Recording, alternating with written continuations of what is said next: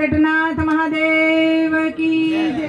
नागेश्वर गिरि महाराज की जय।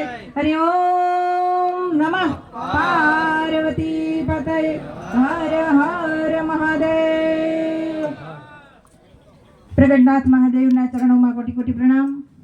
मंच पर विराजमान आजना अध्यक्ष महोदय, सभापति श्री, महामंडलेश्वर श्रीओ તેમજ સેક્રેટરી શ્રી મહંતો અને ખાસ કરી અને મારી સન્મુખ જે સંતો બિરાજમાન છે એના ચરણોમાં ખાસ મારા કોટી કોટી પ્રણામ।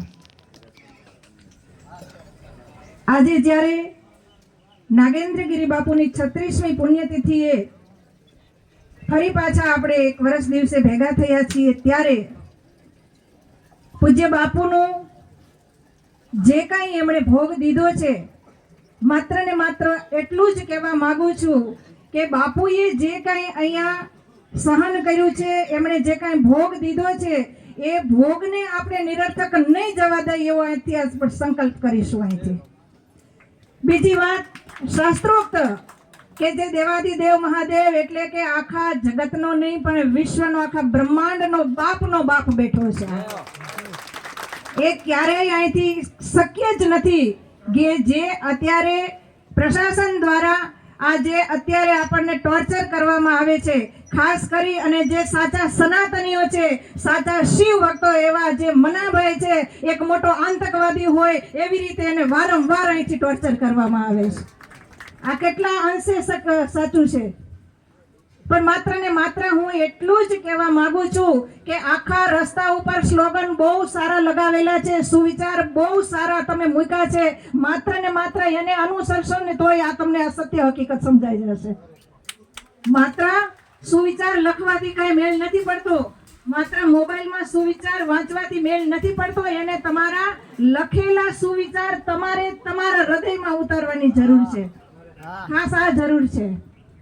કારણ કે જ્યારથી યાત્રાનો પ્રારંભ થયો ત્યારથી હું આખા રસ્તે સુવિચાર વાંચતી આવી છું, અને ત્યારે જ મને એમ હતું કે માત્ર ખાલી આ સુવિચાર લખવાથી નહીં, જો આ સુવિચારને અનુસરશે ને તોય આ નીલકંઠ બાબત અને પ્રગટનાથ મહાદેવની જે કાંઈ આ સત્ય હકીકત છે એ આપમેળે મૂકવી પડે।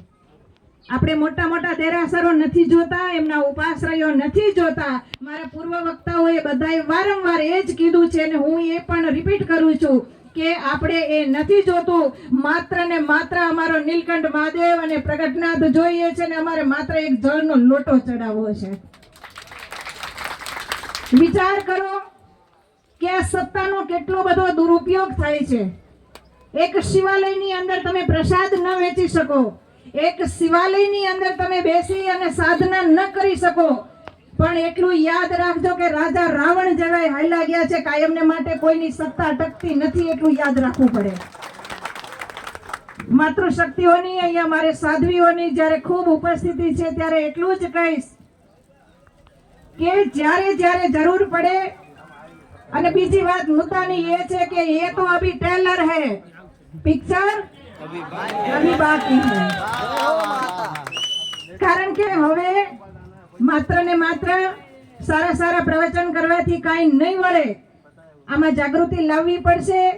પાવાગઢની અંદર માત્ર એક થોડીક કંઈક ભૂલચૂકને લીધે જ્યારે મૂર્તિઓ આગી પાછી થઈ ત્યારે એટલો જન સમુદાય ઉપસ્થિત થયો, તો વિચાર કરો કે આજે બે આપણા શિવાલયો છે એના કબજામાં છે। માત્ર ને માત્ર કહેવાય છે કે કલેક્ટરના આદેશથી બધું થાય છે, પણ અહીંયા વધારે ને વધારે પેઢીનો જ અહીંયા હક લાગે છે, અને એ પ્રમાણે જ સરકારશ્રીઓ કરે છે। તો મોટા મોટા પદાધિકારીઓ તેમજ સત્તાધીશોને મારી કરબદ્ધ પ્રાર્થના છે કે માત્ર ને માત્ર દેવાદિદેવ મહાદેવ એ જગતનો નહીં પણ બ્રહ્માંડનો બાપ છે, એટલું યાદ રાખજો અને ન્યાયના માર્ગે ચાલજો। કારણ કે અહીંયા કોઈ કાયમને માટે નથી, આજે તમારી સત્તા છે, કાલ અમારી પણ આવશે। ઓમ નમો નારાયણ, જય ગિરનારી।